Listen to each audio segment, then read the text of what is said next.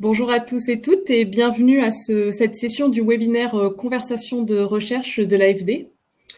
Je m'appelle Perrine Bonvalet-Dering et je suis chargée de mission au sein de la division santé et protection sociale de l'AFD. Alors aujourd'hui, on vous accueille pour une session dédiée à la question du transfert des résultats issus de la recherche dans les politiques publiques, en partant de l'exemple d'expérience dans le domaine de la santé. C'est une question qui traverse en fait de nombreux débats, pas seulement dans la santé, mais dans de nombreux domaines autour des relations entre la recherche et le politique. Le secteur de la santé est assez intéressant en fait parce que c'est un secteur qui semble de prime abord assez bien adapté en fait à la réalisation de ce travail de traduction des résultats de la recherche en décision publique.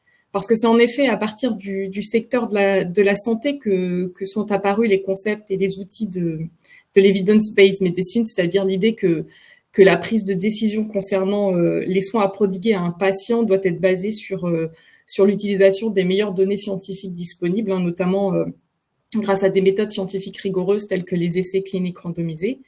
Puis cette notion s'est ensuite progressivement élargie au-delà du champ médical pour être utilisée dans de nombreux autres domaines, et notamment dans celui des politiques publiques, en promouvant des pratiques dites d'evidence-based policy making. Donc c'est un petit peu la même idée, c'est-à-dire que c'est des méthodes qu'on utilise pour mobiliser les meilleures données scientifiques disponibles pour orienter et construire les politiques publiques. Et en fait, en pratique, on se rend compte que cette traduction des résultats de la recherche en politique dans le domaine de la santé est finalement loin d'être évidente. Alors évidemment, il y a des enjeux internes aux politiques publiques qui font qu'elles sont le résultat de processus complexes de construction qui mobilisent de multiples acteurs avec des stratégies des intérêts divers. Mais il y a aussi un enjeu spécifique sur la diffusion des résultats de la recherche qui implique en fait de la part des chercheurs un travail de traduction de leurs résultats pour les adapter aux enjeux spécifiques au champ de l'action publique. Alors même que souvent les acteurs, les problématiques et même les temporalités diffèrent grandement entre les deux champs. Alors aujourd'hui, on avait un petit peu envie de s'interroger sur la manière dont on peut assurer que les résultats produits par la recherche, particulièrement dans le cadre de projets visant justement à informer l'action publique, puissent être bien appropriés par le champ politique et les décideurs publics.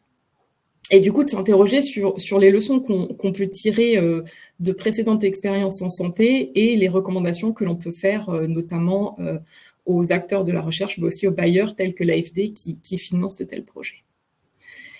Alors pour discuter ces questions aujourd'hui dans ce webinaire, j'ai autour de moi 4 experts que je remercie pour leur disponibilité, qui sont 4 partenaires avec lesquels nous avons déjà eu l'occasion de collaborer autour de ces questions de traduction des résultats de la recherche dans les politiques publiques dans le secteur de la santé, et qui vont partager aujourd'hui avec nous leur expérience et leurs recommandations sur ce sujet. Il y a autour de moi donc pour les présenter par ordre d'intervention, d'abord le professeur Éric Delaporte, qui est directeur scientifique du département Santé et Société à l'Institut de recherche pour le développement. Maud Segui, qui est responsable du pôle des opérations à la direction internationale de l'Institut Pasteur. Florence Château, qui est chargée de recherche en anthropologie de la santé, actuellement rattachée à Etigreen. Et enfin, Véronica Nozeda, qui est responsable de l'unité recherche opérationnelle et sciences à l'initiative au département Santé d'Expertise France. Alors, merci à tous pour votre participation aujourd'hui à ce webinaire. Et pour cadrer un petit peu les discussions qu'on va avoir aujourd'hui, je voulais commencer avec vous, professeur Delaporte, pour un petit peu poser le cadre global de cette discussion, en nous rappelant un petit peu déjà à la base qu'est-ce que la recherche dite opérationnelle et quelle est sa fonction justement par rapport à la décision publique. Oui, bonjour à tous. Merci pour cette invitation. En fait, c'est pas une question si facile parce qu'il y a beaucoup de définitions de la recherche opérationnelle. Donc, il y a recherche interventionnelle, recherche action, et donc il peut y avoir plusieurs lectures de la recherche opérationnelle. Un des premiers projets dont j'ai obtenu le financement, on l'avait intitulé Accompagnement et évaluation. Alors, je suis issu d'une génération où c'était la problématique de l'accès au traitement au VIH dans les pays du Sud, et donc où la recherche interventionnelle, la recherche opérationnelle était une évidence. En tant que chercheur, on ne pouvait pas être spectateur. Il fallait en même temps aider à faire bouger les lignes, et donc on était également dans une recherche de plaidoyer. C'est encore un autre terme qu'on peut mettre derrière la recherche opérationnelle. Des exemples concrets de cette époque, par exemple, dans le cas de l'accès aux antirétroviraux, après les années 95, on considérait que l'Afrique n'était pas apte à recevoir des traitements. Alors, il y avait le coût, mais on mettait sur le même point le fait que c'était cher, mais aussi que c'était dangereux, que les gens n'étaient pas capables, qu'il y avait des problèmes d'observance, qu'il allait y avoir des résistances. Dans un contexte comme ça, la recherche est fondamentale pour aider à montrer que oui, c'est faisable. Et là, le contexte est très particulier parce que c'est Ibrahim Doyle, le chef du programme SIDA du Sénégal, qui nous fait appel. Il dit, voilà, j'ai obtenu de mon président d'avoir 100 traitements. Je veux montrer qu'on est capable en Afrique. Je veux mettre en place la première initiative d'accès aux ARV. Est-ce que, à travers la HES, on peut m'accompagner?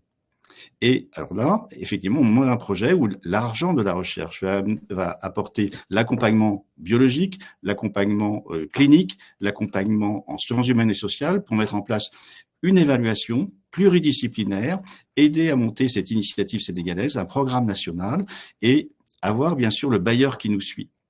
Alors là, ça peut être difficile parfois. L'ANRS est une agence. Est-ce que c'est de la recherche? L'ANRS, au début, on a eu des rapporteurs qui nous ont dit non, c'est pas de la recherche. Et pour un bailleur de fonds du développement, mais c'est pas de la santé publique, c'est de la recherche. Donc on est vraiment le pont finalement entre de la recherche et de la santé publique. Pour faire l'histoire courte, c'est vrai que cette initiative, on a pu suivre ces patients pendant 10 ans, apporter énormément de contributions et définir des programmes et avec une reprise à la fois au niveau national, au niveau régional, mais également au niveau des recommandations de l'OMS. Et là, je pense que c'est un bel exemple de recherche interventionnelle où on est là en complément d'un choix stratégique de santé publique et on va aider à l'accompagner, à l'évaluer et à l'améliorer en fonction d'eux.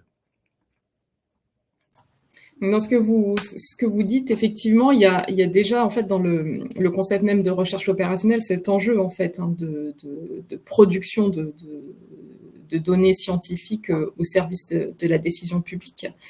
Mais on voit que effectivement la reprise de ces résultats en tant que recommandation, par exemple typiquement dans le cas du VIH pour un protocole de prise en charge par les ARV, n'est pas forcément toujours extrêmement simple. Et je voulais évoquer avec vous un projet sur lequel on a collaboré précédemment puisque c'est un projet qui a été financé par l'AFD et sur lequel vous avez assuré la coordination scientifique. C'était un projet d'appui à la riposte à la crise de la Covid-19 dans 6 pays africains. C'est un projet qui visait à produire des données scientifiques via des enquêtes de séroprévalence et des enquêtes socio-anthropologiques pour justement nourrir la décision et les mesures qui pouvaient être mises en place pour riposter à la Covid. Quelles leçons justement vous avez pu tirer de ce projet qui mettait justement la question du transfert des résultats de la recherche au cœur de sa démarche? Alors, oui, c'est un cas très particulier parce que c'est fait dans le cadre de l'urgence.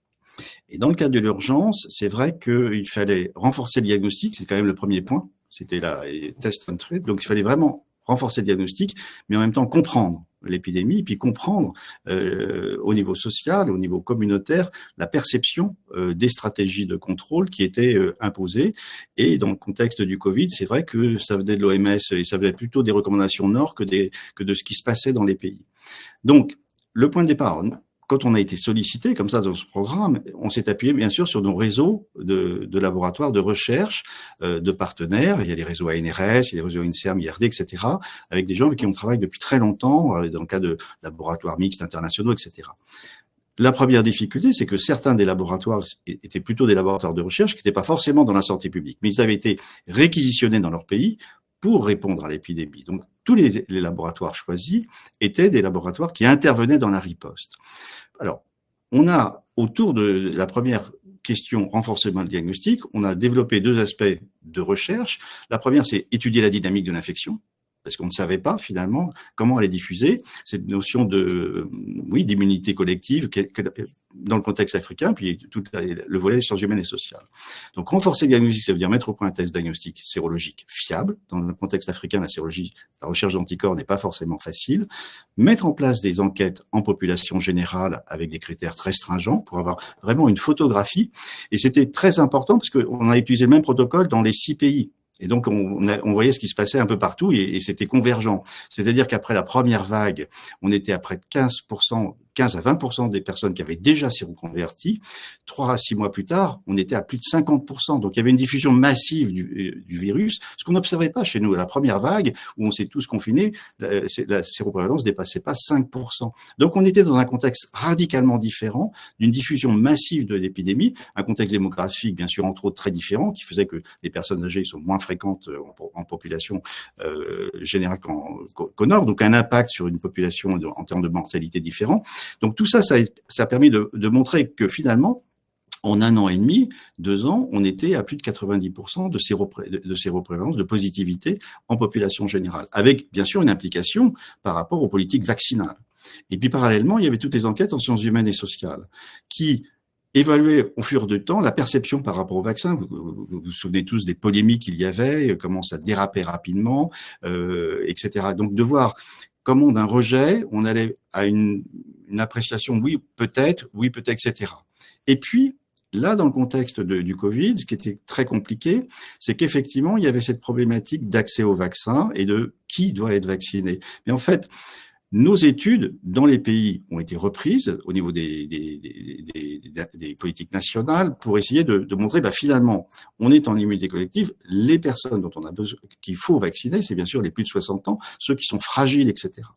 Et alors là, on a été confronté à un vrai problème qui était celui de l'OMS, et on peut, d'un point de vue politique, le comprendre, il faut les vaccins pour tous. Si vous dites que vous voulez le vaccin simplement pour certains, c'est que vous voulez pas vacciner tout le monde, donc une connotation politique par rapport à ça, par rapport au fait qu'au Nord, on voulait vacciner tout le monde. Donc ça, il y avait une première approche qui était compliquée, et par le passé, on a vu à quel point de tels prétextes pseudo-scientifiques pouvaient jouer, sauf que là, c'était vraiment un prétexte. C'est pas un prétexte, c'était une raison scientifique qui était forte de dire que, écoutez, là, tout le monde a séroconverti quasiment, mais les personnes fragiles ont vraiment besoin d'être vaccinées. Seulement, si on sait vacciner les jeunes, les enfants, etc., les personnes âgées sont mal suivies finalement en termes de santé publique pour pouvoir les vacciner.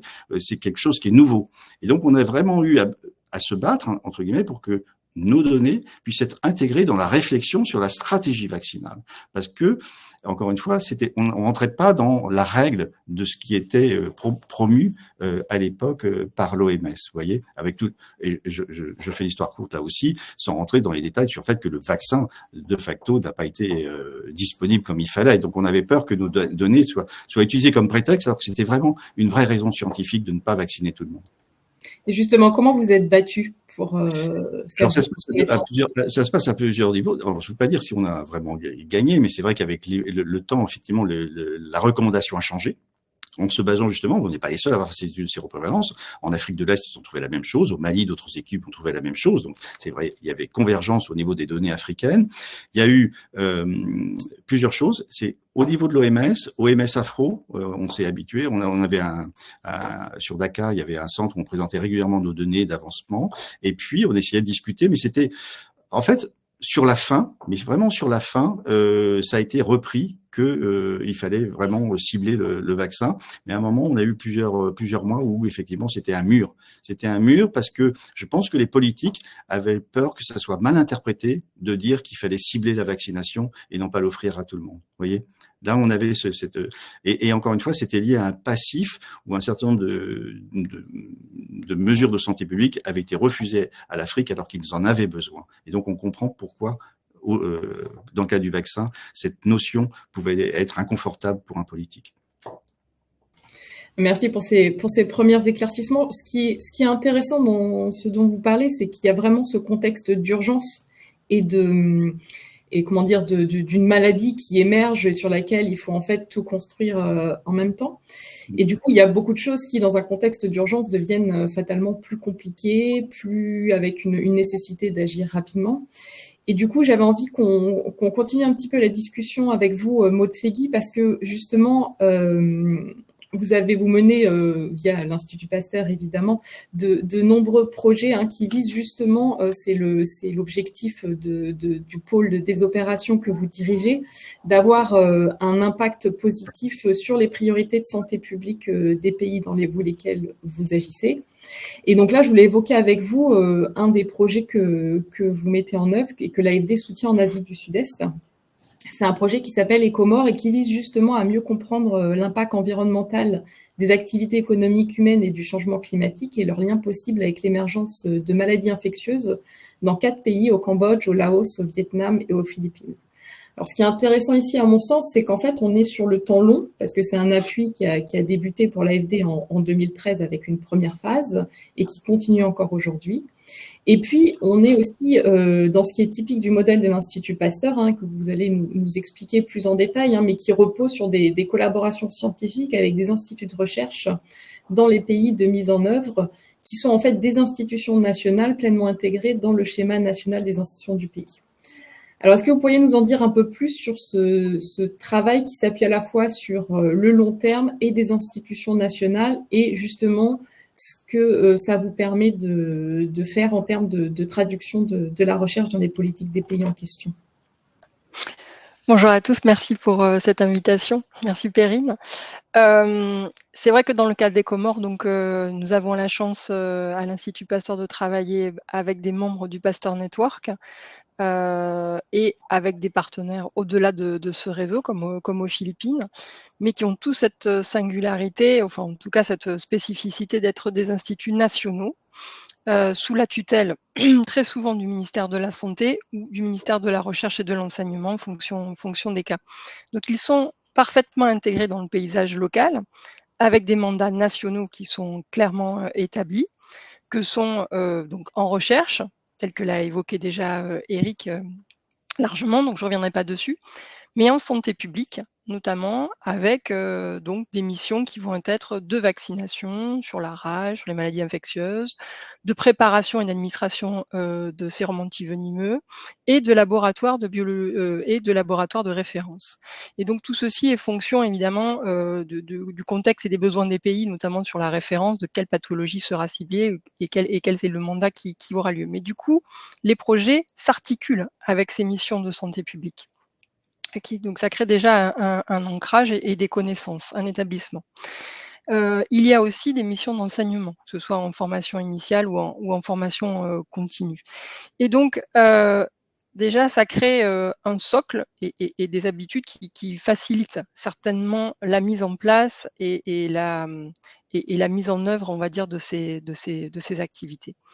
Et donc, par exemple, dans le cadre des Comores, puisqu'on parle de ce projet spécifiquement, lors de l'épidémie de Covid-19, ça a été très frappant en fait. Ça a mis en valeur la valeur ajoutée de ce réseau qui était établi, qui se connaissait bien, qui collaborait depuis longtemps et dans lequel on a pu partager très rapidement les amorces, les protocoles nécessaires à la détection du SARS-CoV-2 et ça, on va dire dès janvier-février 2020, puisque les liens étaient déjà là. Par le passé, par le fait que ce projet avait déjà commencé depuis longtemps. Les gens se connaissaient bien, il y a besoin d'avoir des relations interpersonnelles. Au-delà des relations institutionnelles qu'on peut avoir et des accords cadres et des collaborations, il est vraiment important que les experts se connaissent et se fassent confiance. De plus, dans le cadre de cette crise, tous les partenaires du projet Écomore se sont retrouvés sans exception en première ligne, comme le disait Eric également dans son projet, de la lutte contre le Covid-19 dans leurs pays respectifs, puisqu'ils ont tous été désignés laboratoires de référence et que pour certains même, ils portaient un mandat régional, comme c'était le cas de l'Institut Pasteur du Cambodge.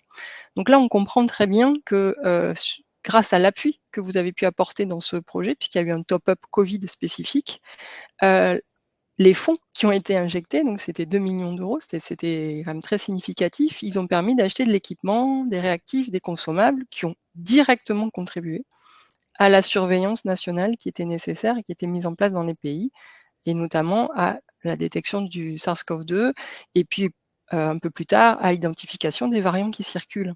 Et ça pour faciliter la mise en place des interventions, que ce soit confinement ou vaccination quand les vaccins étaient disponibles, et aussi le partage des informations à l'échelle internationale.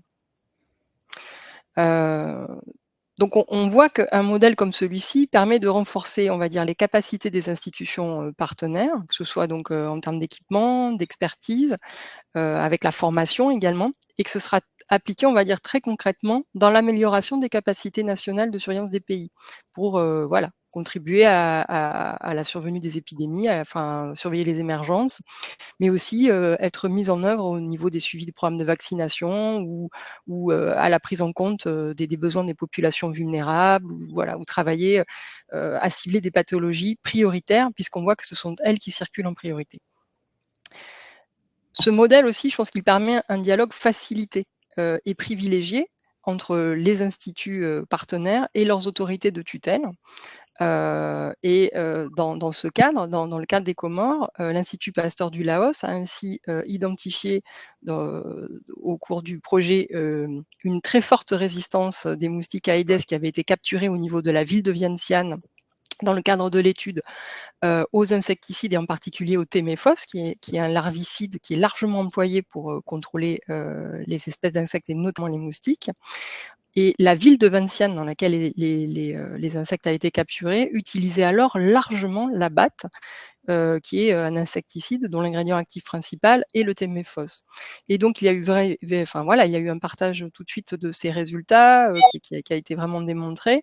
Et dans la suite du projet, et en retombée très, très directe, la ville a ensuite officiellement interdit l'utilisation de cette abatte et a recommandé le passage à un autre insecticide qui était le BTL et dont la formulation est différente et où il n'y avait pas cette résistance. Donc le résultat, il a été très concret, il s'est appliqué rapidement. C'était voilà, je pense que pour des chercheurs aussi, il y a une reconnaissance de ce qui est fait, une implication très concrète qui sont intéressants. D'autre part, dans le cadre de ce projet, finalement, on met en place des pilotes pour renforcer les capacités de décentralisation des systèmes nationaux de surveillance et pour tester la faisabilité opérationnelle de cet élargissement de la zone surveillée couverte ou de la manière dont on va travailler, en impliquant parfois des communautés, en renforçant les capacités de surveillance ou de diagnostic plutôt au niveau des laboratoires des hôpitaux ou des centres de santé, ou en travaillant avec des laboratoires décentralisés, puisque les instituts dont on parle sont des laboratoires nationaux, mais donc ils sont au niveau plutôt de la capitale, ils sont au niveau central. Et donc là, on met en place des choses, on les teste sur le terrain, on génère des résultats, et lorsque ces résultats suggèrent qu'il serait utile, en fait, qu'il y a une réelle valeur ajoutée à continuer cette approche et que c'est possible de le faire, et que donc on devrait continuer cet effort, soit en le pérennisant et ou en l'élargissant à l'échelle du pays, on se heurte là à des difficultés qu'on n'avait pas forcément rencontrées plus tôt et qui, à mon sens, sont en lien avec la fragilité de ces systèmes, que ce soit en termes d'expertise, au niveau de cette décentralisation des différents acteurs dont on a parlé, d'équipements qui sont à leur disposition, des consommables et des réactifs qu'ils peuvent mobiliser, de l'infrastructure notamment, ne serait-ce que d'avoir un service continu en électricité pour pouvoir fonctionner et partager les informations, et le manque de financement récurrent, on va dire, de l'État pour faire que tout ceci va tourner et qu'il va pouvoir fonctionner. Et dans ce cadre-là, il me semble qu'il est nécessaire d'avoir du temps pour convaincre en fait les autorités de l'intérêt de changer, d'élargir ce qui est fait, d'investir davantage. Et dans notre cas, on essaie et je pense que c'est le cas aussi pour l'IRD, on essaie par l'enchaînement, on va dire, des financements et des projets, de capitaliser sur ces pilotes, de capitaliser sur ce qui a été fait dans cet site pour pouvoir les maintenir en fait à l'échelle du pays et dans le temps, et avoir le temps en fait de laisser le temps aux autorités de se saisir de ça et de pouvoir l'étendre. Merci pour ces éléments complémentaires. C'est effectivement la question du temps et des capacités d'opérationnalisation des recommandations qui peuvent effectivement sortir me paraissent également importantes. Quand on a préparé en fait ce webinaire, vous m'avez parlé d'un projet qui, pour le coup, n'est pas financé par l'AFD, mais qui me paraît être très intéressant à évoquer dans cette discussion. C'est le projet qui s'appelle Medilab Secure. Donc c'est un projet financé par l'Union européenne et qui est coordonné par l'Institut Pasteur et qui vise à renforcer les institutions de santé publique, les laboratoires nationaux de référence de 22 pays autour de la Méditerranée, des Balkans, de la mer Noire, du Maghreb et des régions du Sahel, dans le but de renforcer les capacités de préparation et de réponse face aux menaces des maladies à transmission vectorielle.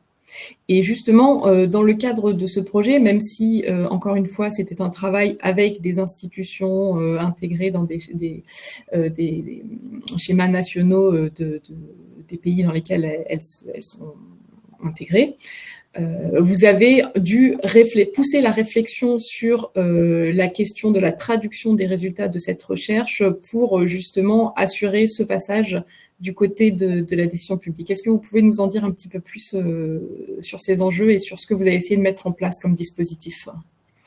Tout à fait. Donc c'est un projet aussi qui dure, en fait, qui s'inscrit dans le temps. C'est un réseau également qui a commencé en 2014 et qui s'est construit en invitant dans chacun des pays ciblés, donc ils sont 22, des organisations nationales partenaires qui étaient issues de 5 secteurs complémentaires qui étaient invités à unir leurs forces. Et ces secteurs, on parlait en fait de tous les secteurs qui étaient impliqués dans la lutte contre les maladies vectorielles, et il fallait que du coup les organisations en aient l'expertise, à minima bien sûr, et le mandat en tout cas. Et donc dans un premier temps, on a travaillé en 2 temps, en fait. Le premier temps, c'est consacré vraiment, comme pour le projet Ecomore, finalement, aux besoins intrinsèques de ces experts et de ces institutions, pour renforcer leurs capacités. Donc, dans le cadre de ce projet, c'est un outil qui ne permet pas l'achat, d'équipements, ni de consommables. Donc on s'est vraiment concentré sur la formation, sur l'expertise, et l'idée c'était et du coup avec, comme objectif d'avoir, un impact très concret, sur, la surveillance de ces maladies vectorielles dans les pays qui étaient impliqués.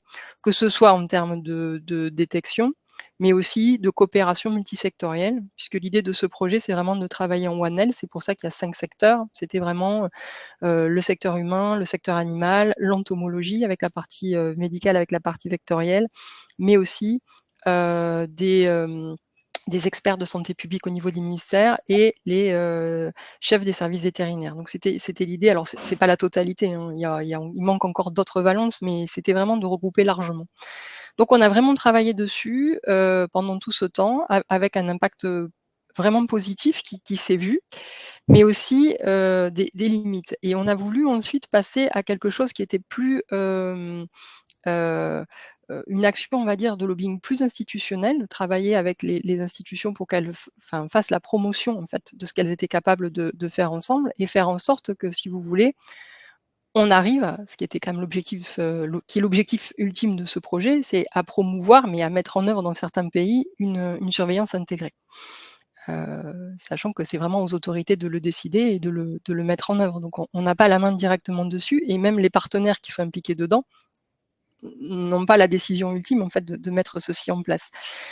Alors on a pris du retard parce qu'il y a eu le Covid et que du coup en fait ces actions ont été balayées puisque voilà, le Covid avait pris toute la place. Donc on a commencé finalement qu'en 2023, et donc on a travaillé sur plutôt une méthode de cette mise en œuvre, un petit peu différemment. Alors mais l'idée c'était vraiment d'abord d'établir des groupes de travail regroupant toutes les parties prenantes locales, et ce dès le démarrage du projet, en amont même des activités terrain, avec l'idée de vraiment faciliter l'appropriation du projet, de ses objectifs et de son concept, et du coup, à moyen terme, de ses résultats. Faire en sorte que tout le monde se sente impliqué, concerné et s'approprie les choses.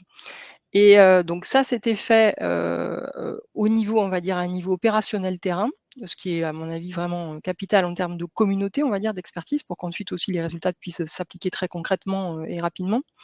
Mais ces mêmes groupes ont été déclinés au niveau des autorités de tutelle, en essayant de regrouper en fait largement ces autorités. Et là, on est beaucoup plus sur un échange plus politique et avec un niveau un peu plus macro en fait de choses qui les intéressent. Et donc, on a aussi saisi en ce sens l'opportunité des réunions régionales qui étaient organisées dans ce projet pour assurer en fait une promotion et un plaidoyer, comme le disait Éric précédemment, sur auprès des autorités du pays hôte de l'événement. Donc c'était voilà à cette occasion. L'idée c'était vraiment d'accompagner les équipes locales en tant qu'équipe de coordination pour être ambassadeur du projet, mais en fait au-delà du projet, en fait de l'objectif qui était de mettre en place cette multisectoralité et à terme une surveillance intégrée. Du coup, il y a le fait de pouvoir se voir, il y a cet événement qui cristallise du coup un espèce de momentum, le fait qu'il est régional, donc il y a voilà, donne au pays l'occasion de montrer en fait où ils en sont, ce qu'ils ont fait.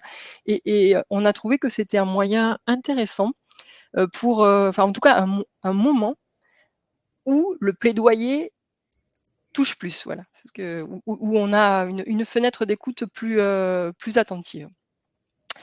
Et enfin, on travaille à un appui à la communication sur la manière dont nos partenaires locaux communiquent, et notamment à savoir rédiger, des policy briefs à destination donc de leur autorité et en s'appuyant sur les résultats et les données de terrain qu'ils ont collectées dans le cadre de leurs études et de leurs investigations de terrain qu'ils ont pu faire dans le cadre du projet.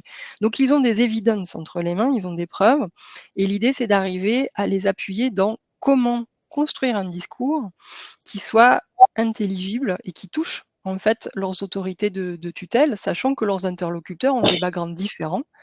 Ils sont souvent moins techniques ou pas forcément de ce sujet-là, et qu'ils ont des enjeux et des priorités très différents, avec un volet économique qui est très prégnant. Et donc pour ce sujet, on s'est fait appuyer par des experts en transfert de connaissances qui donc les ont accompagnés. Et le travail est encore en cours, hein, puisque vous voyez, il a commencé il y a pas si longtemps. Mais en tout cas, les parties prenantes dans les pays sont très intéressées et finalement peu formées à ce genre, en tout cas, ils ont été, voilà, massivement intéressés pour se former à ça et voilà, disant implicitement que ce n'étaient pas des connaissances qu'ils avaient si facilement déjà acquis.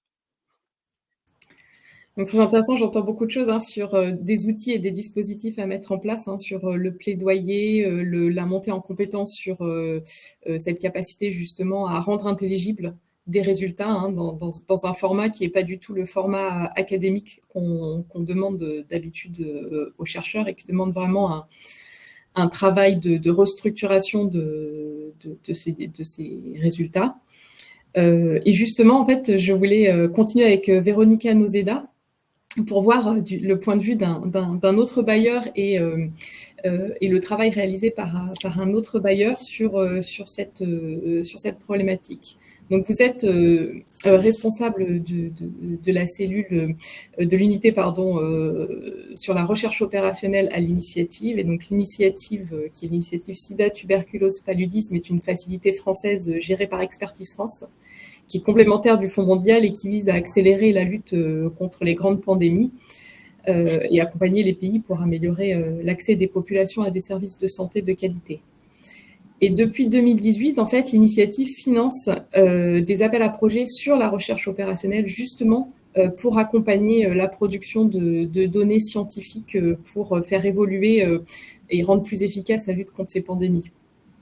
Et ça fait donc 6 ans que vous financez des projets sur ce dispositif. Est-ce que les intervenants précédents ont dit, vous fait écho aux questions que vous posez, aux dispositifs que vous avez pu mettre en place? Quel retour d'expérience de ces 6 années de projet. Oui, absolument. Beaucoup de choses ont déjà été dites, que ce soit sur le rôle de la recherche opérationnelle, le rôle fondamental entre quelque part une recherche plus clinique ou plus fondamentale, et puis la mise en œuvre avec toute la question de l'adaptation au contexte, la faisabilité, l'acceptabilité, les capacités du système de santé à mettre en œuvre certaines innovations, notamment innovations que ça peut être des nouveaux traitements, de nouveaux tests de diagnostic. Et c'est vrai que si on regarde, nous on s'occupe surtout de VIH, tuberculose et paludisme, et si on regarde aux innovations des 25 dernières années, elles sont tellement énormes qu'il faut justement ce maillot.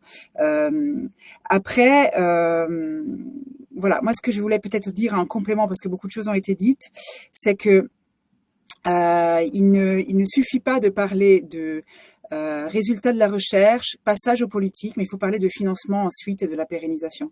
Et c'est vrai que nous, à l'initiative, on a aussi créé cet appel à projet en 2018 parce que quelque part, il nous manquait une étape entre l'implémentation, les projets, on va dire, classiques de mise en œuvre, et les demandes au Fonds mondial, les grants du Fonds mondial. Donc il y a quand même toutes ces possibilités aussi financières de financer justement la mise à l'échelle de certaines stratégies de santé publique. Et donc il fallait aussi faire la démonstration de l'acceptabilité, de la faisabilité dans des contextes pour faire en sorte que dans le prochain cycle du Fonds mondial, ces nouvelles stratégies soient vraiment financées en fait, parce que on peut convaincre les politiques, on peut faire des notes politiques fabuleuses, mais si au final l'État vous dit oui c'est super, c'est génial, ça pourrait marcher très bien, mais nous n'avons pas l'argent pour le faire, ça c'est problématique. Donc il faut aussi penser à je dirais un triangle entre evidence-based, que tu as dit, evidence-based, résultat de la recherche, la question de l'opérationnel, donc ce lien de la recherche opérationnelle, la question de la conviction du plaidoyer auprès des pouvoirs publics, mais aussi la question du financement. Qu'est-ce que je veux dire d'autre? J'ai pris quelques notes. Oui, c'est aussi, Eric Delaporte l'a dit, effectivement, parfois ces recherches peuvent venir quelque part en amont quand il s'agit de faire évoluer des recommandations de l'OMS qui sont inadaptées, où il y a eu des innovations qui font que aujourd'hui on peut faire les choses autrement et peut-être plus simplement, mais elles arrivent surtout en aval, hein, quand il y a des recommandations de l'OMS et puis les pays ne savent pas très bien comment les mettre en œuvre. Et là, je voulais aussi du coup souligner un autre petit point problématique. J'essaie de mettre un petit peu de contradiction dans tout ce débat. C'est que parfois la recherche opérationnelle peut être aussi un peu comment dire, un frein à la mise en œuvre. C'est-à-dire que on a des recommandations. Donc ces recommandations sont issues évidemment de toute une kyrielle d'études internationales. On a des exemples qui marchent dans le pays à côté, ou voire dans les 4 pays à côté. Mais qu'est-ce qu'il faut faire? Il faut faire une recherche opérationnelle dans le pays pour démontrer ce qu'on sait déjà quelque part. Alors effectivement, il faut pas se méprendre. Évidemment que c'est très important de faire des pilotes qui soient le plus adaptés vraiment au système de santé. Il y a des spécificités, il y a des choses, que ce soit dans l'organisation de la pyramide sanitaire, dans les chaînes d'approvisionnement. Voilà. Chaque contexte, évidemment, est particulier. Mais parfois, je trouve que il faudrait pas passer par la recherche opérationnelle. Il faudrait se dire, on y va, on propose quelque chose qui est déjà directement dans la mise en œuvre. Je dis ça un peu contre mon gré, parce qu'évidemment, nous on soutient plutôt, enfin, mon unité soutient des projets de recherche opérationnelle, mais parce que c'est pour montrer que en fait la recherche justement, et c'est aussi tout l'enjeu de cette discussion, elle est pas libre, elle est pas indépendante aussi de tous ces enjeux politiques qu'on retrouve partout. On la retrouve quand on la conçoit, quand on l'élabore, et puis on les retrouve après quand on a envie de discuter avec les autorités publiques pour changer par exemple les recommandations nationales, trouver les financements, etc. Donc à chaque étage, les scientifiques doivent quelque part faire la paix, et c'est pas toujours facile, avec le fait que oui, la recherche, c'est un enjeu politique, et que eux-mêmes ou elles-mêmes sont des acteurs et des actrices politiques. Et ça, je trouve que c'est quelque chose de fondamental pour justement quelque part aller dans cette bagarre, j'ai envie de dire, avec un peu plus de conscience. Je vois qu'Éric Delaporte a envie de réagir. Est-ce que j'allais dire, vous voulez réagir? Oui, parce que je suis entièrement d'accord avec Véronica, mais pour lui dire en même temps que c'est très compliqué. Alors d'abord, d'un point de vue éthique, refaire quelque chose qui a déjà été éprouvé ailleurs, on n'a pas le droit. Mais à partir de quand? Et c'est vrai que c'est dans un des exemples, c'est le dolutegravir. C'était la molécule annoncée comme étant la solution pour le traitement antiviral. Ça a été validé au nord. Et quand on a voulu le faire au sud, on a dit, mais tu veux reprouver qu'on sait que ça va marcher.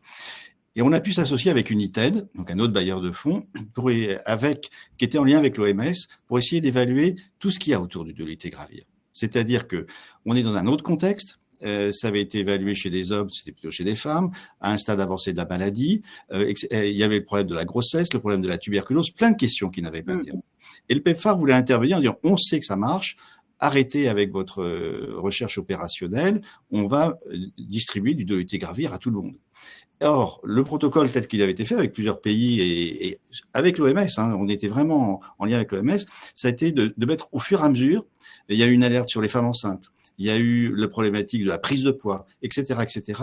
Donc, on a pu adapter cette stratégie, je dirais l'accompagner, parce qu'on n'a pas finalement tant freiné que ça, et répondre à des questions qui n'avaient jamais été anticipées au Nord, parce qu'on était dans un autre contexte. Donc là, c'est plutôt du nord-sud, et donc on a toujours cette question, mais pourquoi aller faire au sud ce qu'on sait déjà au nord? Et alors là, c'était la réponse. Par contre, sur le point de Véronica, bien évidemment, ce qu'on a prouvé comme stratégie dans un pays, pourquoi le refaire? Par exemple, et ça c'était avec Esther, donc qui était maintenant qui est dans Expertise France, c'était ensemble pour une solidarité thérapeutique, etc. Donc c'était Esther intervenait et la NRS également. On avait un projet qui était d'évaluer le traitement en zone rurale, c'est-à-dire que à l'époque il n'y avait pas l'OMS préconisait on traite et tout le monde sans laboratoire. Donc la question, c'était de savoir, est-ce qu'on va prendre, on sait que ça marche tout de suite, les ARV, mais à moyen terme, est-ce qu'on va pas ne pas anticiper des résistances, etc. Donc il y avait un programme randomisé, etc., financé par Esther, mais également par la NRS, pour accompagner si oui ou non il fallait des CD4, si oui ou non il fallait une charge virale. On a fait cette étude avec les collègues du Cameroun, Charles Confac en particulier. Ça a permis de montrer que oui, il faut faire de la biologie, de faire évoluer, mais on va pas le refaire ça ensuite au Congo, etc., etc. C'est là où le point de Véronica est très important. Il faut surtout pas dupliquer quand ce n'est pas nécessaire et ne pas freiner l'intervention. Mais parfois, effectivement, on est obligé de le faire dans un contexte très différent, nord-sud, et l'histoire de la dolutegravir est un bel exemple où il a fallu se battre effectivement pour montrer que c'était important. Mais et on parle de politique, on était en lien direct, et c'était le rôle d'United, avec l'OMS et la cellule clinique de l'OMS qui accompagnait, il y avait un autre projet très complémentaire en Afrique du Sud également, qui permettait la mise en place des recommandations et d'accompagner les recommandations. Vous voyez. Et donc là, c'est un bel exemple où, de conserve, on avance vers des recommandations en alliant les résultats de la recherche et les politiques de santé publique. Merci pour ces compléments. Effectivement, il me semble qu'il y a un élément intéressant, c'est qu'en fait, on peut transformer des résultats de la recherche en recommandations directes dans un pays. Et dans ce cas, on va peut-être produire une recherche sur ce pays, mais on peut aussi produire de la recherche et avoir des résultats qui sont traduits au niveau international en recommandations qui, du coup, par la force et la solidité de leurs résultats qui ont peut-être été démontrés dans plusieurs contextes, on peut aussi produire en fait des recommandations qui vont s'appliquer à l'ensemble des pays sans qu'on ait besoin du coup de refaire ces recherches à chacun des pays, puisqu'on considère que en faisant une analyse transversale, etc., de différents résultats, on a la solidité qu'il nous faut pour l'appliquer à l'ensemble des pays sans refaire la recherche dans chacun des pays. Mais derrière, il me semble qu'il y a finalement un travail au-delà du travail de recherche des chercheurs, donc d'un travail de plaidoyer, ça a été dit plusieurs fois, de capacité de plaidoyer des chercheurs, de transfert des connaissances, etc. Et du coup, Véronica, je voulais revenir avec vous peut-être sur la manière dont vous faites, dont vous voyez les choses, dans la manière dont vous structurez les projets maintenant, après 6 ans d'expérience, quand vous voyez arriver un projet de recherche, et vous vous dites, est-ce que ce projet va avoir la capacité à produire des résultats et à les traduire. Comment on s'en assure? Qu'est-ce qu'on travaille en fait avec les équipes de recherche dans la structuration du projet, dans la manière dont l'appel peut-être est écrit. Comment vous travaillez en fait sur cette problématique très concrètement? Je dirais qu'il y a deux niveaux. Le niveau plus formalisé, c'est effectivement la traduction de certaines choses dans les appels à projets, donc un accent beaucoup plus fort sur les questions de capitalisation. On a financé des assistances techniques, par exemple, pour justement former des scientifiques, pas que les scientifiques, je dirais toute l'équipe de l'étude, parce que c'est important que finalement à tout niveau, c'est pas que les PI qui les investigateurs principaux, mais je dirais à tout niveau de cette équipe de recherche qui puissent être à l'aise pour participer à la rédaction de ces notes politiques et puis à ce travail de plaidoyer. Donc, d'une part, des côtés un peu formels, mais je pense aussi des côtés plus informels, je trouve presque plus intéressants, c'est-à-dire rappeler quelque part les scientifiques à leur responsabilité sociale, en fait. Alors, c'est vrai qu'il y a toute une génération de chercheurs qui ont travaillé sur le VIH et pour qui on va dire cet aspect du plaidoyer a été pratiquement intrinsèques à leur projet et à leur action, mais c'est pas toujours le cas. Et je trouve que c'est très important de rappeler. Moi, je le fais d'une façon peut-être pas très diplomate aussi aux chercheurs qui sont financés par l'initiative. Je rappelle que l'initiative c'est une contribution indirecte au Fonds mondial, c'est-à-dire que la France fait une contribution au pot commun du Fonds mondial et un pourcentage de ce montant va à l'initiative pour financer ces projets. Donc, quelque part, ça les tient en fait. C'est-à-dire que le fait de discuter avec les acteurs, la gouvernance du Fonds mondial, dans les pays notamment, je ne sais pas si vous voyez, mais dans chaque pays, il y a un comité de coordination qui réunit différents acteurs de l'État, de la société civile, etc. Pousser les chercheurs à présenter leurs résultats, pas que les résultats finaux, pas que la belle réunion de dissémination, mais discuter tout le long de la recherche avec ces acteurs, investir ces instances. Pour moi, ça fait partie aujourd'hui du travail du chercheur. Et alors, c'est bien beau de financer des fantastiques équipes. Je pense à l'équipe Renard, qui est la belle équipe que tout le monde connaît maintenant, qui fait du courtage de connaissances, etc. Mais en fait, je pense que des chercheurs, voilà, qui ont des capacités, souvent des très belles capacités. Oratoire, de réflexion, etc. Mais il faut qu'ils se sentent engagés dans cette responsabilité, pour qu'ils la délèguent pas, pour qu'ils se disent pas, mais moi, finalement, c'est pas quelque chose, je le fais pas. Pour moi, ça fait partie de la responsabilité sociale du chercheur, c'est évidemment d'être dans le partage des connaissances, de produire des papiers, des articles pour la communauté scientifique et pas que pour l'OMS, pour les instances, etc. C'est très important et je dis pas que c'est rien, je pense que c'est absolument fondamental, mais la responsabilité des chercheurs ne se termine pas là. Donc, pour moi, c'est aussi tout un travail que les bailleurs doivent faire presque un porte-à-porte dans les labos de recherche pour que les chercheurs comprennent que ça fait partie de leur cahier des charges, en fait. Surtout quand on est financé par l'initiative, par l'AFD, par United. Enfin, c'est pas de la recherche qui est comment on appelle ça, qui est disjointe de ces enjeux justement d'appropriation par les pays, etc. Ça fait partie du contrat initial en fait, à mon sens. Mais après, il y a beaucoup de discussions évidemment. Merci, c'est extrêmement clair. Et pour terminer ce tour de table, avant peut-être de revenir à quelques questions un petit peu plus générales pour l'ensemble des intervenants, je voulais passer à Florence Château, qui est donc chargée de recherche en socio-anthropologie, et qui a notamment réalisé des études socio-anthropologiques sur de nombreux sujets qu'on va dire sensibles, hein, sur des questions telles que les mutilations génitales féminines ou la question des populations vulnérables dans la lutte contre le VIH/SIDA. Et donc, du coup, là, on arrive sur un terrain qui me paraît un petit peu différent d'enquête de séroprévalence ou d'une recherche plus médicale, disons, au sens où on touche vraiment à une analyse des pratiques, à des analyses, des enquêtes qualitatives, hein, qui portent sur des sujets qui sont complexes et très sensibles dans les pays où justement on veut produire ces données.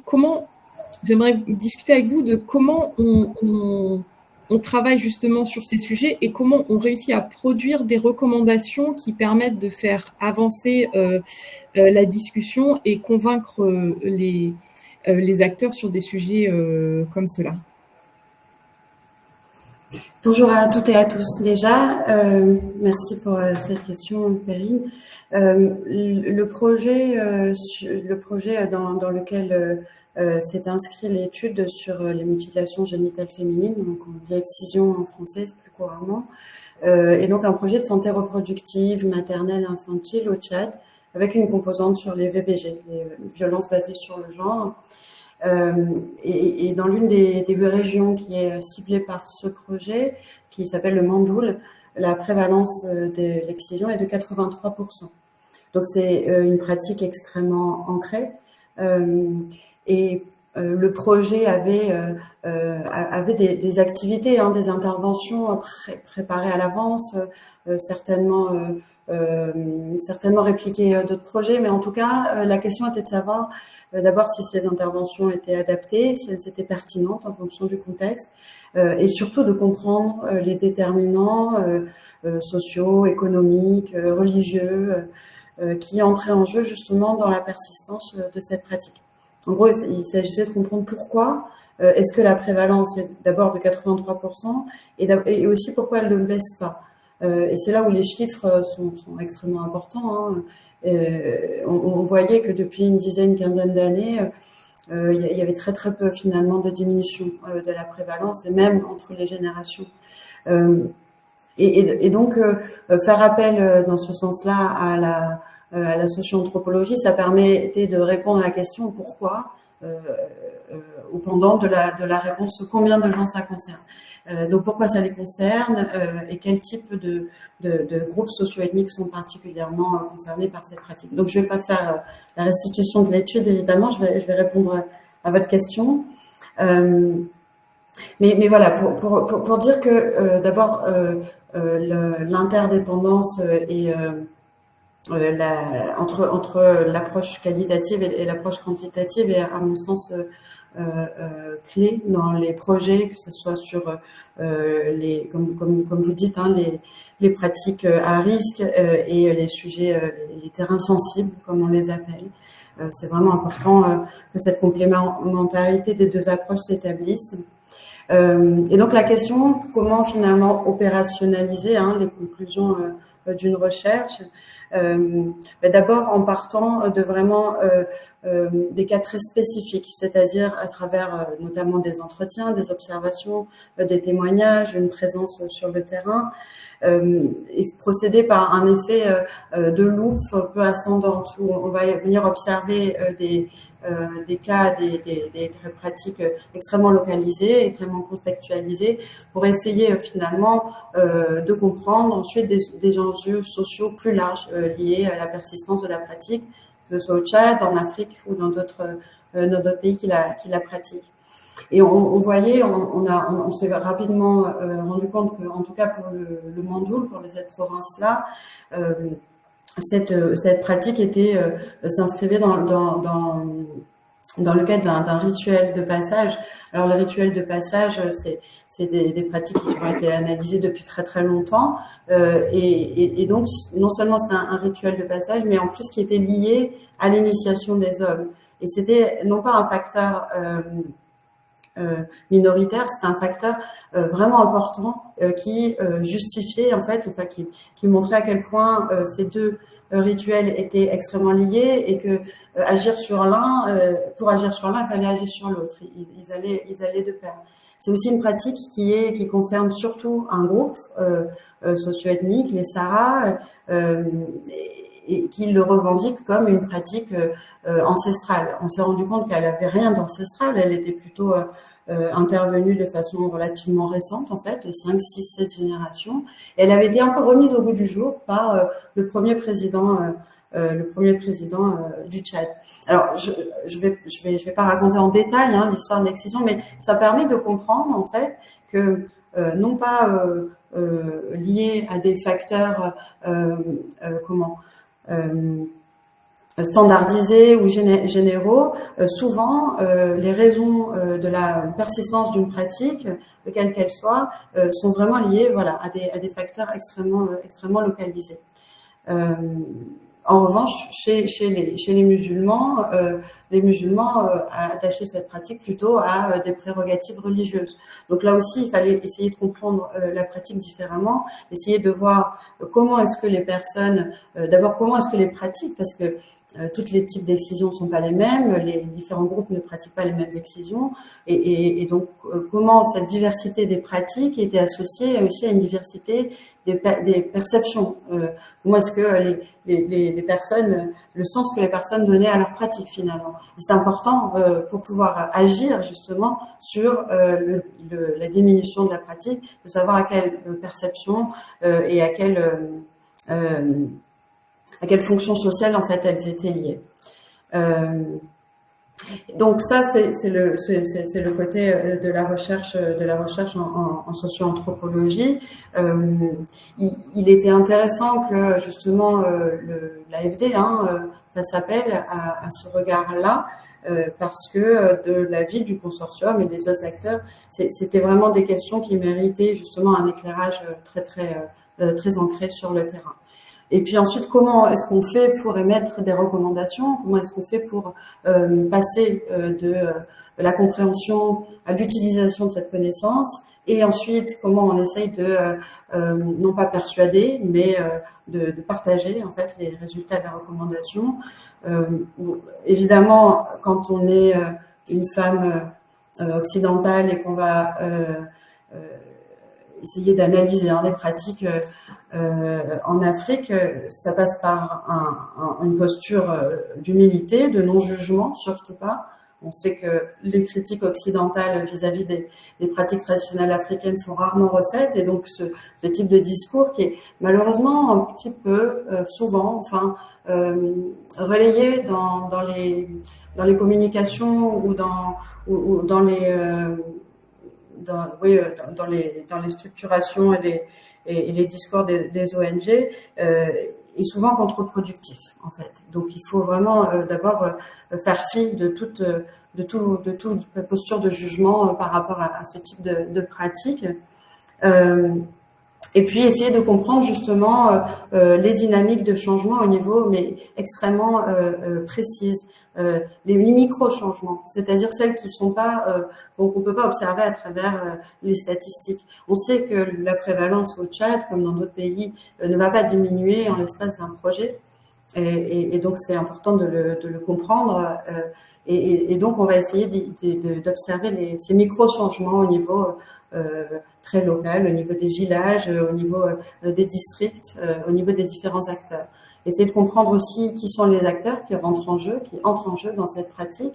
On a peut-être tendance à penser que c'est une pratique féminine qui tourne autour d'une interaction exciseuse-excisée. En fait, on se rend compte que pas du tout. C'est une pratique qui englobe un nombre très très important d'acteurs, et que tous ces acteurs-là ont un intérêt, qu'il soit économique, symbolique, à ce que la pratique continue. Et que du coup, si on essaye de cibler seulement les filles, seulement les femmes, seulement les écoles ou seulement les chefs traditionnels, on risque de se tromper, ou alors on risque de pas avoir un effet ou un impact extrêmement important.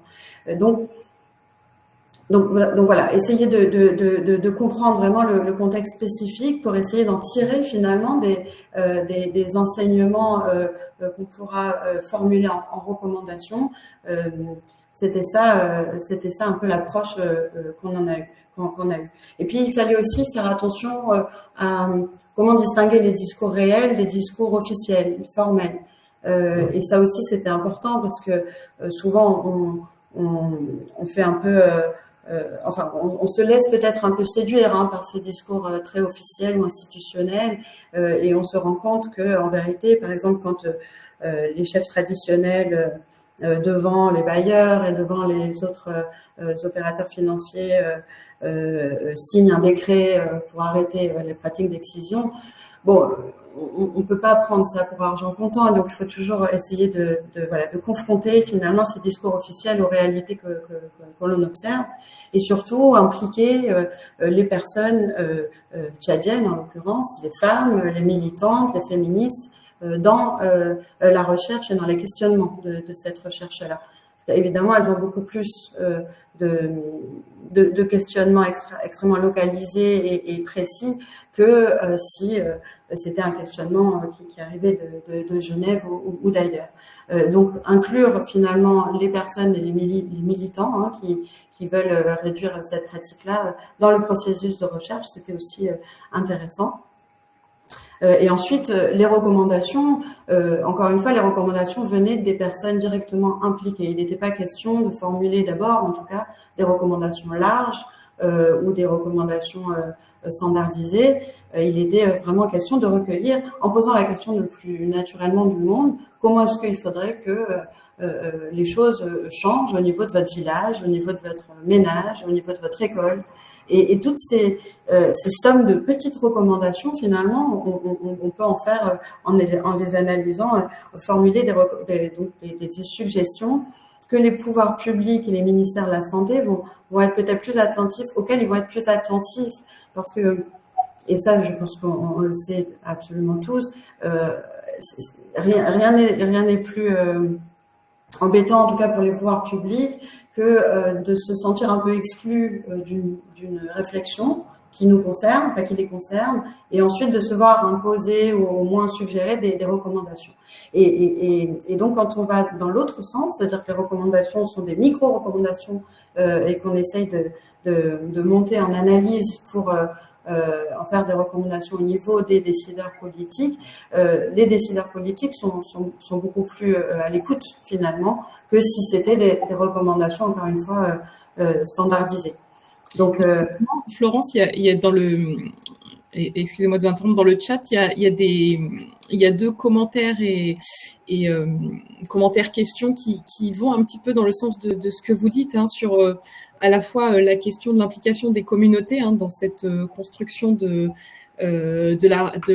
questions de recherche opérationnelle qu'on peut explorer. Est-ce que ça peut justement permettre de renforcer le plaidoyer et l'écoute auprès des décideurs politiques? Et inversement, en fait, un commentaire qui me paraissait intéressant et qui interrogeait un petit peu le point de départ et le point d'origine, en fait, de ces recherches, et de savoir, en fait, qui définit et comment faire émerger ces questions de recherche pour que, justement, les questions que les acteurs de la recherche se posent et les questions que peuvent se poser des décideurs politiques soient effectivement en lien. Comment justement on peut travailler sur ces enjeux? Je pense que c'est une question pour vous, mais peut-être aussi plus largement sur la manière dont on peut finalement co-construire ces recherches et impliquer tout au long du processus les personnes concernées pour que ces recherches aient un véritable écho dans les politiques publiques. Je pense que impliquer les acteurs directement concernés dans le processus de définition des objectifs de la recherche, pour dire ça comme ça, ça peut être tout simplement, ça peut être beaucoup plus simple en fait. C'est-à-dire que quand on est dans les ménages, dans les villages, les personnes se demandent pourquoi est-ce qu'on pose ces questions, et donc la question c'est pourquoi est-ce qu'on devrait vous poser ces questions-là, qu'est-ce qui doit être, comment est-ce que doit être interprétée cette pratique, et quel est le sens qu'on peut donner à cette pratique, etc. Et que ce soit des gens engagés ou des gens qui au contraire soutiennent la pratique, tous doivent prendre justement un peu part à ce questionnement, non pas dans le sens de comment on va tout changer d'un coup, puisque c'est impossible, on le sait très bien, il faut rester humble aussi dans ces objectifs de changement. Mais comment est-ce que ces acteurs-là vont pouvoir éclairer les questionnements? C'est un aller-retour aussi avec les recommandations. Je sais qu'il y a certaines recommandations qu'on a testées en fait sur le terrain. Je donne un exemple très rapide. Il était question de faire une activité concernant la reconversion des exciseuses, c'est-à-dire proposer des activités génératrices de revenus aux exciseuses afin qu'elles arrêtent leur pratique d'excision. Donc, on a demandé à l'ensemble, pas mal de monde, ce qu'ils pensaient de cette idée, qui était une idée qui venait peut-être d'un autre contexte. Et on s'est rendu compte que c'était une idée qui était absolument pas adaptée, parce que d'une part, encore une fois, c'est pas une relation excisée. Il y a beaucoup d'acteurs, il est hors de question de donner des AGR à tout le monde. D'autre part, deux sources de revenus, c'est toujours mieux qu'un dans un pays extrêmement pauvre. Et donc, c'était méconnaître finalement les dynamiques sociales, économiques qui étaient liées à la pratique. Donc voilà, par exemple, cette activité, on a décidé de pas la mettre en œuvre. On a le projet du coup à transférer le budget dédié à cette activité sur d'autres activités de plaidoyer. Par exemple, d'autres activités aussi de diffusion des connaissances. On a pu réaliser un documentaire sur l'excision, un documentaire qui a été et qui sera diffusé dans les villages. Ça a permis vraiment je dirais, boucler la boucle de la recherche opérationnelle, c'est-à-dire que les résultats de la recherche ont donné lieu à des recommandations qui ont été discutées au sein non seulement des populations mais du projet. Certaines recommandations ont été suivies, d'autres ont été écartées. Certaines activités ont été aussi écartées du projet. Et au final, ça a été un processus qui a duré 3 ans entre les acteurs du projet et l'équipe de recherche pour pouvoir vraiment mettre en place et définir des activités, des interventions et des types de plaidoyer surtout, la façon dont on communique sur cette pratique-là, voilà, pour que ça soit adapté et pertinent. Merci beaucoup pour ces éléments très précis. Il y a eu un point qui a été évoqué par plusieurs personnes et qui a été à nouveau soulevé par les participants à ce webinaire dans le chat, c'est la question de ces compétences en transfert de connaissances. Donc, Véronica, Maud, j'ai vu que vous aviez commencé à répondre dans le chat.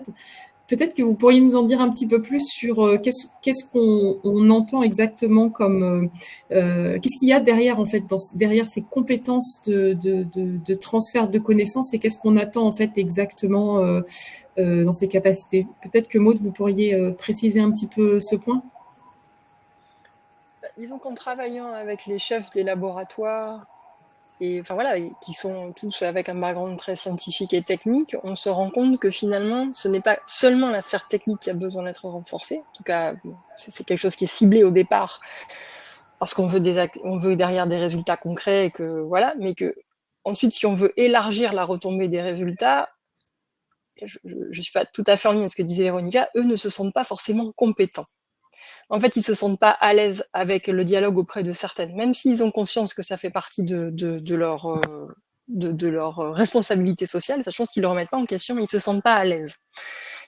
Ils ont pas ces soft skills, en fait. Et donc, on se rend compte que finalement, c'est là-dessus aussi qu'il faut travailler. Donc, ça peut être dans le transfert, mais déjà même dans la communication de crise. Nous, enfin, en tout cas, dans le cas du projet Midi Lab Secure, une demande massive au départ a été voilà, en cas d'émergence, on est sursollicité par les autorités, par des médias, et on a l'impression de ne pas bien savoir parler, de ne pas bien savoir répondre, et d'avoir des outils, en fait. Donc, du coup, c'est dans cette sphère, pour moi, de la communication, et pas que, où il y a des choses encore à faire et à apporter un soutien et des formations.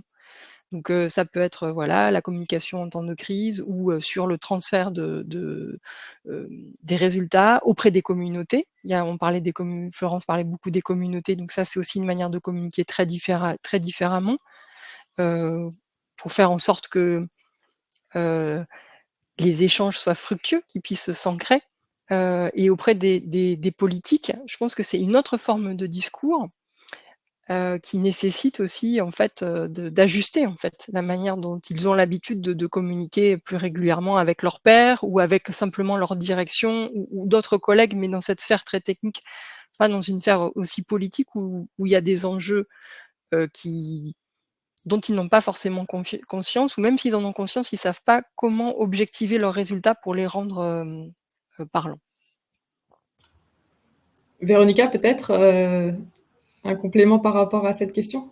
Oui, je voulais pas être polémique à tout prix. Je suis d'accord sur le fait qu'il y a des chercheurs qui se sentent pas à l'aise, mais j'ai aussi rencontré des chercheurs j'ai l'impression, qui ne se sentaient pas à l'aise parce qu'ils ne voulaient peut-être pas être dans cette position. Enfin, est-ce que c'est une question de posture, on va dire, est-ce que c'est une question d'apprentissage, ou est-ce que c'est une question justement plutôt de posture? Et c'est pas quelque chose qu'on va régler là, en fait, mais il y a les deux choses, je pense. Il y a un certain nombre d'outils, et je faisais par exemple mention dans le chat de ce MOOC qui est donc libre, et vous pouvez le consulter, qui est très bien fait, qui donne déjà quelques pistes sur cette question du transfert des connaissances. Mais pour moi, c'est aussi l'acceptation de la part de chercheurs de se trouver dans cet espace. Effectivement, il peut y avoir une amélioration dans le type d'outils, dans le type de langage, etc. Donc ça, c'est bien sûr. Mais ça passe aussi par l'acceptation de voilà, d'être là et d'être à la bonne place, en fait. Et je pense que c'est sur ça aussi qu'il faut travailler. C'est les deux, en fait. Éric? Oui, en fait, la réponse n'est pas simple, mais je pense, alors en tant que chercheur que je parle, qu'il y a une évolution de la conscience du chercheur, qui était peut-être pas évidente il y a quelques années. Véronique l'a dit, dans le domaine du VIH, on a été très sensibilisé à ça. Et je vois, par exemple, au niveau de l'IRD, l'impact de la recherche devient un élément prédominant de l'orientation de la recherche. Et il y a vraiment un travail de fond sur cette question de se poser pourquoi on fait ça, pour qui, comment et à quoi ça sert. Et donc cette notion d'une recherche qui sert à quelque chose, alors bien sûr, c'est pas pour autant qu'il ne faut pas de recherche fondamentale, de se dire on est vraiment au niveau du cognitif pour le cognitif, pour faire avancer les choses très en amont, mais quand on est dans la recherche pour le développement, on se doit d'être efficace rapidement. Et donc là, on voit quand même qu'il y a un changement générationnel sur la prise de conscience du chercheur qui doit être également au niveau du portage de connaissances et de faire bouger les lignes grâce à son produit de la recherche. Je crois que ça, vraiment, il y a une évolution. Et du coup, pour poursuivre dans cette dynamique un peu assez positive finalement sur l'implication des chercheurs dans la traduction de leurs résultats, qu'est-ce que vous auriez comme recommandation aussi bien à destination des bailleurs que des acteurs de la recherche?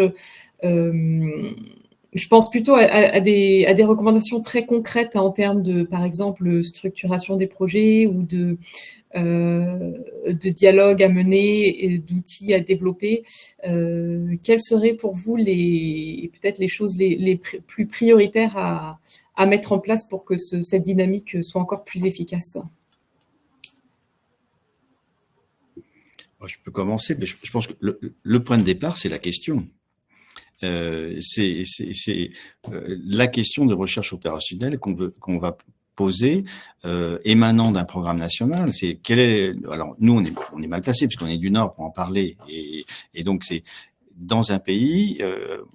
J'ai la chance de travailler avec les programmes nationaux. C'est le point de départ, c'est le programme national, c'est le laboratoire de surveillance, c'est le programme One Health qui va poser la question, nous disant maintenant, là, il y a cette question. Il y a également les stratégies internationales, comment elles vont intervenir. Et ce qu'a dit Véronica est fort juste.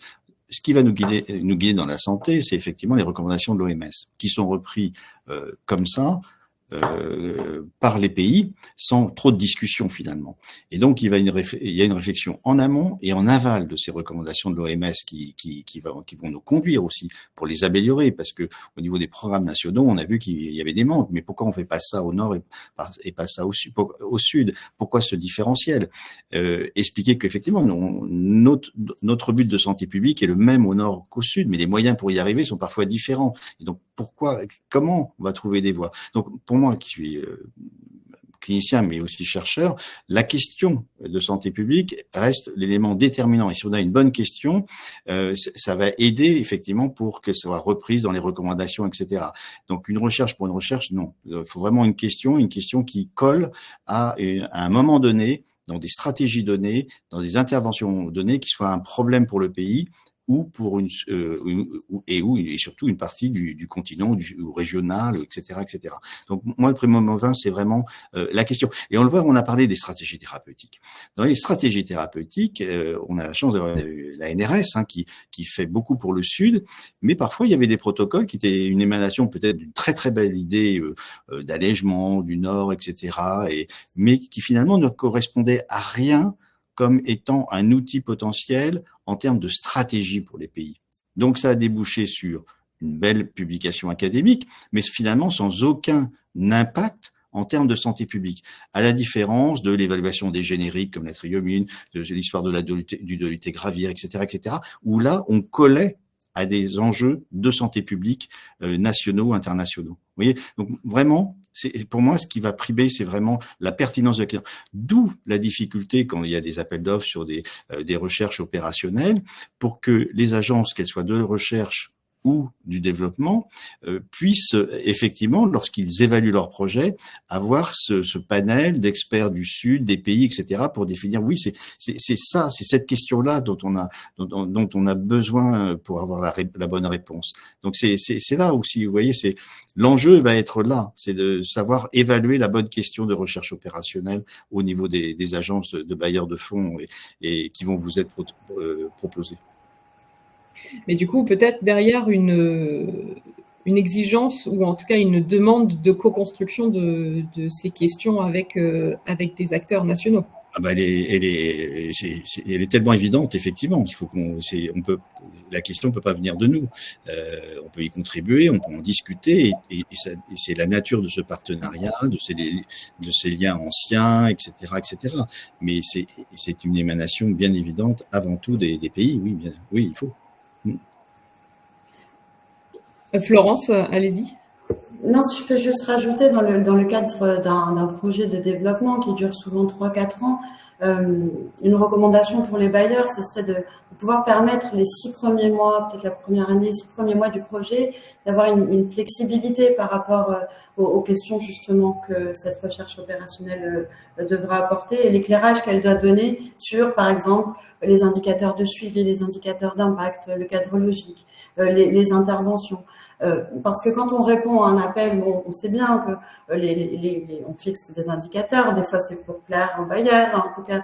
Et en vérité, il faudrait quand même que pendant ces 6 premiers mois, les bailleurs puissent permettre cette flexibilité pour, disons que ces indicateurs ou ces stratégies ou ces interventions qui ont été conçues à l'avance subissent un peu l'épreuve du terrain, en faisant justement cet exercice de recherche, de diagnostic initial, pour pouvoir vraiment essayer de se dire, ok, bon, on s'est peut-être trompé d'orientation au début, au moment du design du projet. Et la recherche opérationnelle va nous permettre de remettre un petit peu de réalité dans ces indicateurs ou ces interventions. Donc, je trouve que je plaiderais pour ces 6 mois de flexibilité. Véronica, c'est ce que vous faites à l'initiative? Oui, je voulais dire que justement de plus en plus de projets proposent une première phase de recherche formative ou pour ajuster le protocole et c'est des paris évidemment parce qu'effectivement souvent on évalue un champ et puis une méthodologie, mais du coup on est encore un tout petit peu dans le flou. Mais c'est vrai qu'à l'initiative on a fait parfois le choix de prendre ce pari qui je trouve se trouve tout à fait satisfaisant à la fin, parce qu'effectivement ces 6 mois ou cette année disons de flexibilité, mais surtout de dialogue et de co-construction, comme on le disait, peuvent s'avérer vraiment fondamentales pour la qualité du projet et son impact enfin à la fin et puis sa pérennité.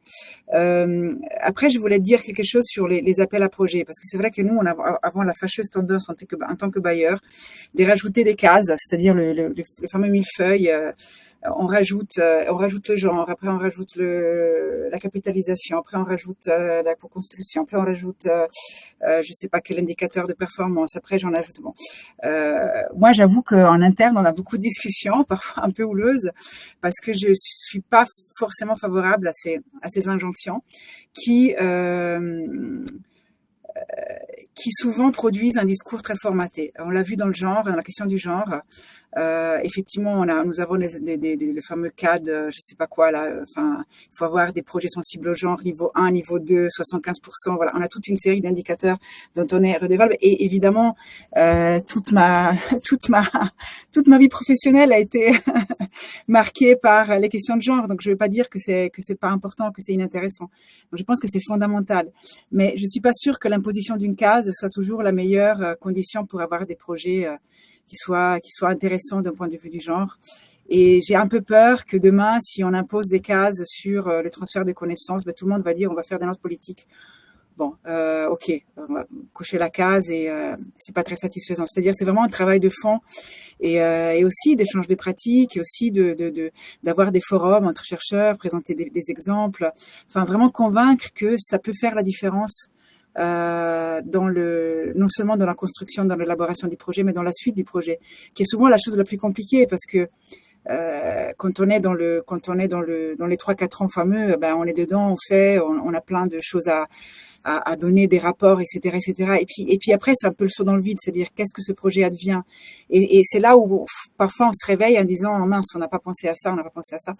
Et je trouve que c'est vraiment en ayant ce dialogue ouvert avec les chercheurs, avec les autorités, en mettant ensemble, enfin, ça peut paraître un peu bisounours, mais vraiment ce dialogue, pas beaucoup de contraintes, pas trop de contraintes, mais une conviction, un travail de conviction. Et je trouve que les bailleurs de fonds, ils doivent aussi être dans cette logique aussi de plaidoyer auprès des chercheurs et pas simplement de rendre encore plus inintelligibles et plus compliqués les formulaires d'appel d'offres, et prendre aussi en compte le niveau à partir duquel une équipe se pose. Il y a des équipes qui sont très bonnes sur ces questions et l'idée, c'est de les faire avancer encore plus loin. Il y a des équipes qui sont vraiment à jeun. Et donc, l'idée, même si dans le projet, ce ne sera pas parfait, mais c'est déjà une prise de conscience, une discussion. Voilà, c'est aussi dans cet accompagnement-là du projet que je trouve qu'il y a des choses intéressantes qui ressortent. Et juste, pardon, Maud, juste avant de vous donner la parole, je vais quand même réagir sur les commentaires de Véronica. C'est pas du tout que je me sente visée en tant que membre du COPIL de l'initiative qui a tendance à ajouter des cases dans les formulaires. Mais justement, pour reprendre l'exemple du genre, je trouve justement assez intéressant cette démarche qui a consisté à passer en fait justement par ces cases qui sont devenues obligatoires parce qu'on avait des engagements sur le nombre de projets en cadre 1, cadre 2, etc., qui ont eu quand même, je pense, produit une vraie appropriation, hein, y compris chez nous, sur la manière dont, en fait, les gens ont bien intégré ce que ça voulait dire et ont commencé à le faire d'eux-mêmes avec une vraie réflexion sur le fond. Donc, du coup, je me dis, mettre une case, c'est aussi une manière de faire émerger la problématique qui, sinon, pourrait aussi rester justement dans l'informel. C'est pas faux et voilà, c'est pas faux. Maud voulait également réagir. C'était un peu différent. Donc, nous, les 2 projets dont on a parlé, c'est des projets de mise en réseau. Et du coup, pour nous, ce qui a été très important, ça a été qu'il y ait une confiance avec le bailleur et que le soutien a perduré dans le temps. C'est des projets qui ont été soutenus dans les 2 cas sur des durées de plus de 10 ans. Ce qui finalement est très rare aujourd'hui, puisque alors voilà, après c'est pas des projets, pas des questions de recherche complètement opérationnelle, c'était vraiment une mise en réseau d'expertise et de travail en collaboration régionale, enfin une approche. Et là, ça a toute son importance en fait. Je disais tout à l'heure, c'est-à-dire que en fait les choses aussi elles prennent du temps. D'abord les mentalités évoluent. Quand on travaille sur un projet régional, bon, déjà il y a tout le travail au niveau du pays, ensuite il y a le travail de se faire confiance au-delà des frontières, de comprendre les spécificités de l'autre, et vraiment d'instaurer en termes interpersonnels, voilà, respect et confiance. Et ça se construit dans le temps. Ça peut pas. On peut bien faire des réunions, on peut bien créer des espaces pour ça. Il n'empêche que ça nous échappe en fait. Il faut laisser du temps enfin voilà, pour que les choses puissent se passer. Et c'est important en fait, je pense, de dire que des financements longs, c'est pas forcément embêtant en fait, au contraire. Je pense que ça peut générer d'encore plus beaux résultats. Et justement, quel serait le temps de la recherche quand on finance des projets de 3 ans, que ce soit côté AFD ou initiative, hein, pour prendre les exemples qu'on a ici. Est-ce que c'est un temps suffisant ou est-ce que pour vous, il faudrait un temps beaucoup plus long pour produire ces résultats et réussir à les traduire ?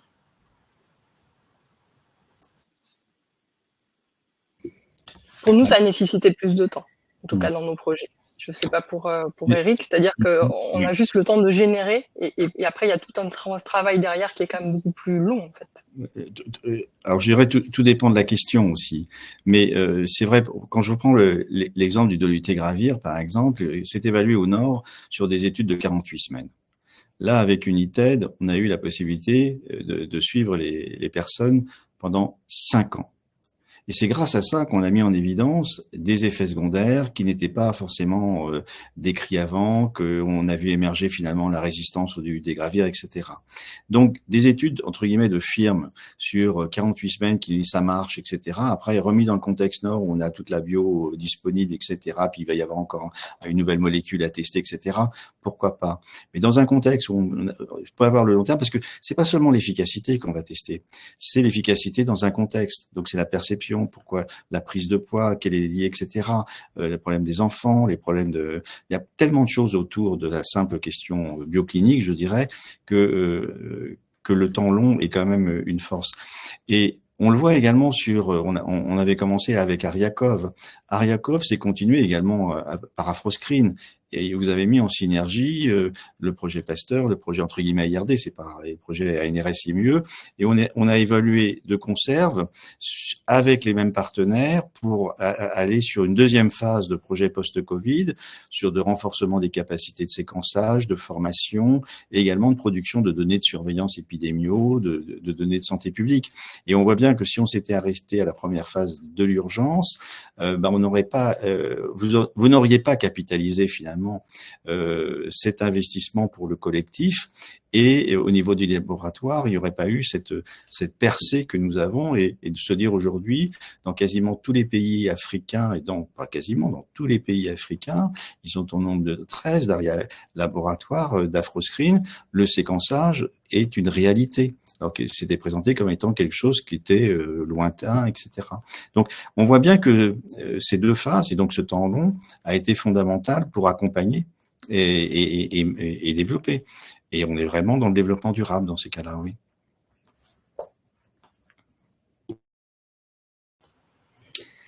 Merci. Du coup, peut-être pour tenter une sorte de conclusion de ce webinaire, il me semble qu'il y a eu beaucoup de choses intéressantes qui ont été dites, hein, donc notamment le fait que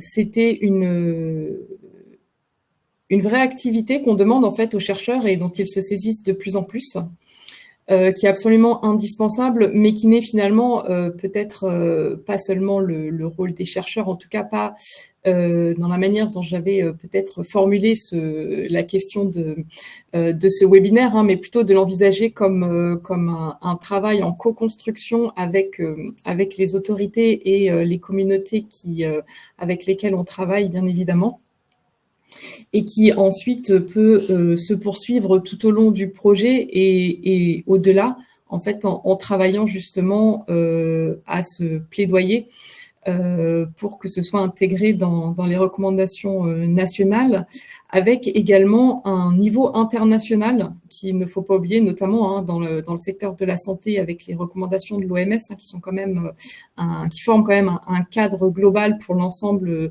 des pays du monde qui permettent aussi finalement un transfert assez efficace de résultats de recherche dans différents contextes, hein. Donc il y a tous ces niveaux sur lesquels jouer. J'ai entendu aussi l'élément de discussion autour de la flexibilité dans les projets, hein, pour prendre le temps justement de réfléchir à la question de recherche et de la retravailler en fait sur le long terme et au-delà d'un appel à projet qui aurait été défini par des bailleurs de fonds du point de vue de leur perspective de bailleurs de fonds. Et enfin, l'intérêt de développer des compétences dans les équipes de recherche, hein, pour réaliser ce travail de traduction de leurs résultats. Et donc, je pense que ça nous donne déjà beaucoup d'éléments en fait, hein, pour continuer ce travail. Mais je retiens aussi que c'est probablement quelque chose qui se fait peut-être plus naturellement et plus directement qu'il y a quelques années, et je prends ça comme un signe encourageant sur lequel je propose de clôturer ce webinaire en remerciant tous les intervenants pour leur participation et leur disponibilité pour avoir échangé avec nous aujourd'hui, ainsi que tous les participants à ce webinaire qui ont partagé leurs réflexions dans le chat, et je les remercie pour ces échanges également très riches par écrit. Merci à tous, et je vous donne probablement rendez-vous pour d'autres sessions du webinaire Conversation de recherche des collègues de la recherche, et bonne fin de journée à tous. Merci. Merci. Merci, au revoir. Au revoir.